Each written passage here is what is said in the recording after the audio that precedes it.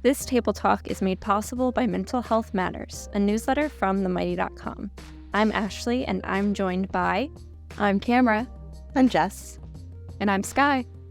And today we're going to be talking about neurodivergent and the question, am I neurodivergent?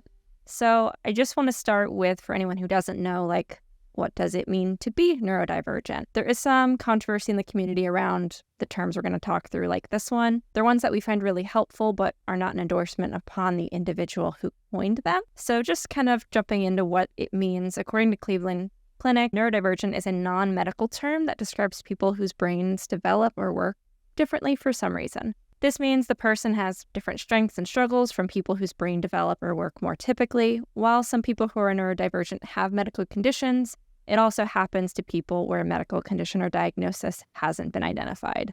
There are a handful of conditions that kind of fall under the umbrella: autism, ADHD, some mental health conditions like bipolar disorder, OCD, what other ones do y'all know about? Migraine, dyscalculia, there's so many. It is a very, very wide and big umbrella, and neurodiversity is a huge spectrum.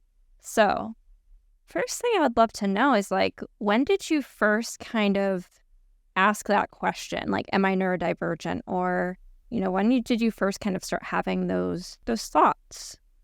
I would say I didn't really know what neurodivergent was for a pretty long time. I did know that I got diagnosed with ADHD when I was 13, but I didn't think too much of it. I wasn't questioning that was necessarily the thing that made me different, because I had been put in an individualized education program in school, and so I always figured that that's just the way things were for me. I never really thought about it as being necessarily a different way, or didn't know the term neurodivergent. I think as I graduating high school and college and still finding issues in the way that I process the world sometimes, or different ways of thinking, or just kind of working, I knew that there were things that I wanted to work on and change or figure out of how best processes would work for me. And I would question what is it that is happening in my brain? And then now that the term neurodivergent is everywhere, of course now we ask oh yeah, is that me? Is that the reason why I've been questioning for so long? But I think I started questioning that specifically a lot more after college. Yeah, I think for me, I was diagnosed before I was 5, and so I was medicated pretty much my whole life until I was 18. And I was curious at that point, what would it be like to not be taking this medication every day? And that was really eye-opening for me, just how different my brain worked at that point. But I didn't come across the term neurodivergent until I was well into adulthood. The first time I heard the term neurodivergent, or learned about the concept of neurodiversity, was my freshman year of college, and I went to this counterculture night at school, and one of the psychology professors was talking about neurodiversity and what it meant to be neurodivergent versus neurotypical, and counter to mainstream culture, and all these radical ideas about neuroscience and everything like that. I wish I could remember more of it, but that kind of blew my mind, that framework of thinking. I feel kind of like an imposter. I never really identify as neurodivergent, but I also super don't identify with being neurotypical. I feel like I'm in this kind of liminal space between the two. I was diagnosed with OCD when I was 8, started showing symptoms at 6. So I've known since then my brain doesn't work the same way as others, or the mainstream neurotypical brain works. I mean, I was the only one of my friends in 3rd grade, on Lexapro. So that's my journey. For me, I feel like I started questioning myself very early on, but I didn't actually start looking into it until fairly recently, the past few years. I know that I was told a bunch growing up that I suck at communicating. And what I've learned in recent years is that I really just can't communicate with neurotypical people the same way, because I don't know, I've just noticed that the relationships that I have with other neurodivergent individuals are always much stronger. And it's not anything consciously that's happening. I think it's just, there's that kind of innate, your brains are processing things a little bit differently.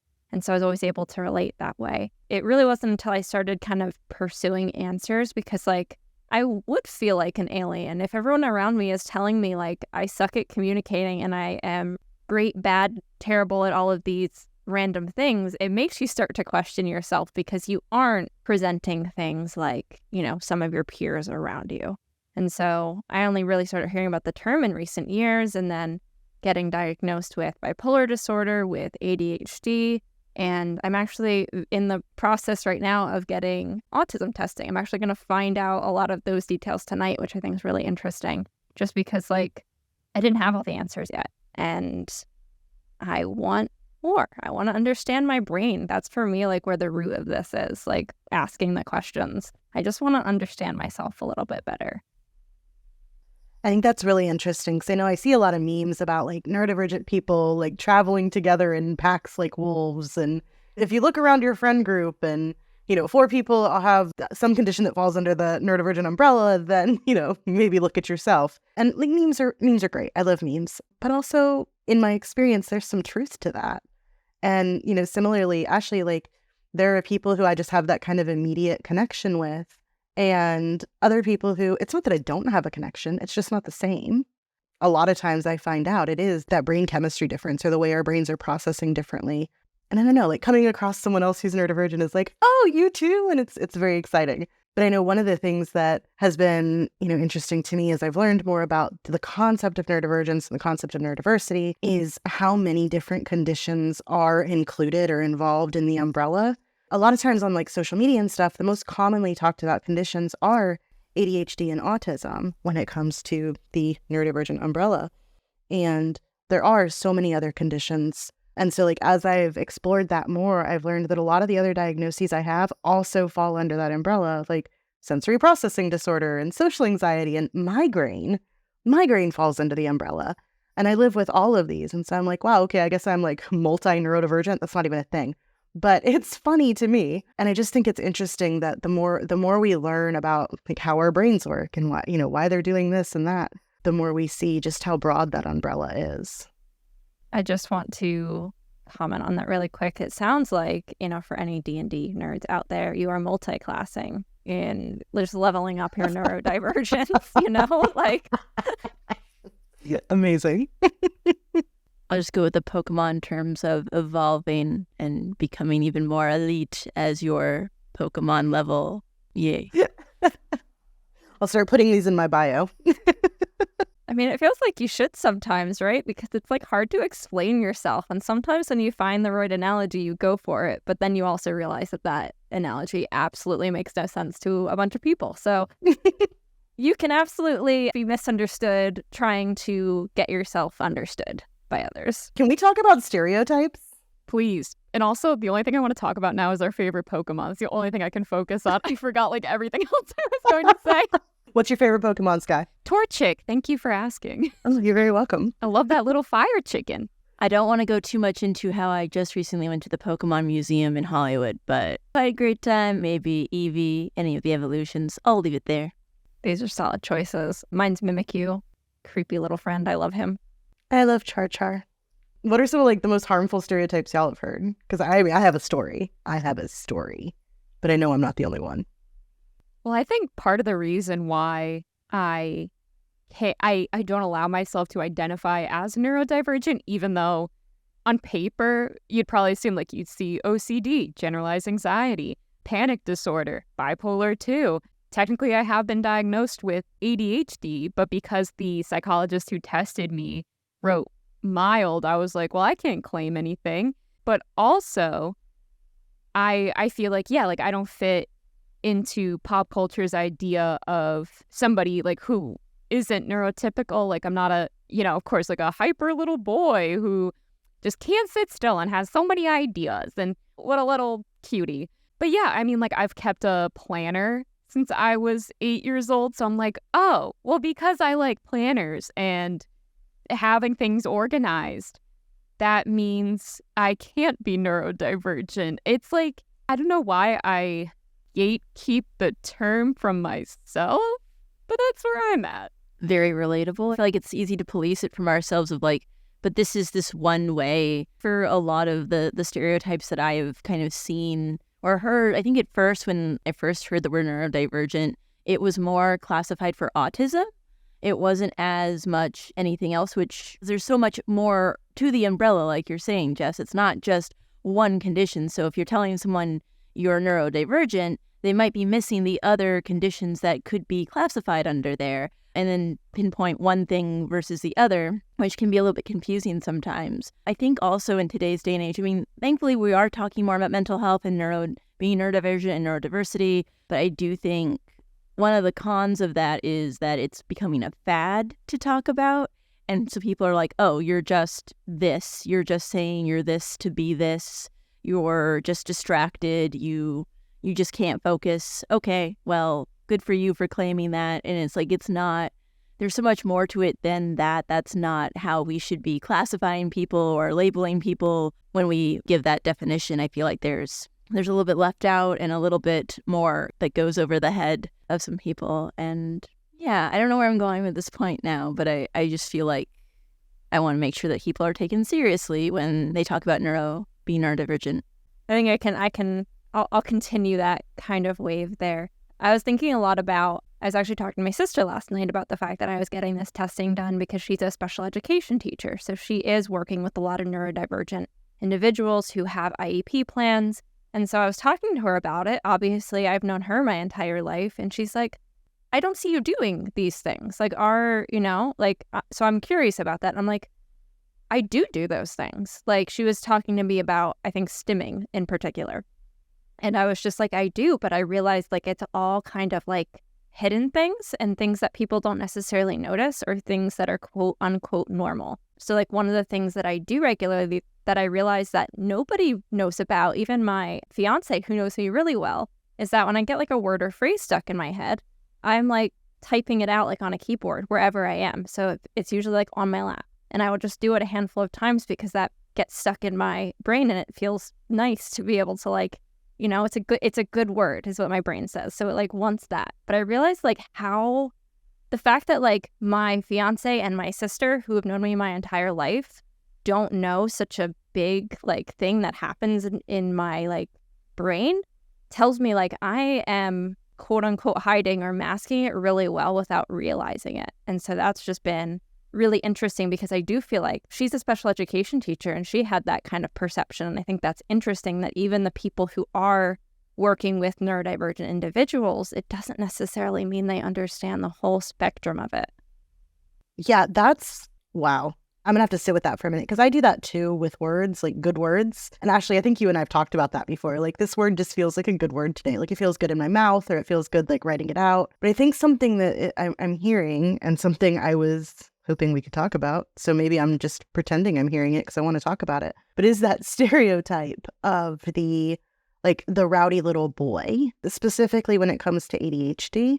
And this was actually the reason that I left my last therapist after having a really successful relationship for about a year and a half with this therapist. I was feeling increasingly like they were dismissing my experience and they were dismissing what I know of myself and what I know of my brain. I mentioned earlier, like I got my diagnosis really young. And so I was very open to looking at, was that an incorrect diagnosis? Is there something else going on? But when my therapist said, well, you were a good student in school and you weren't like jumping on tables or anything, I went, okay.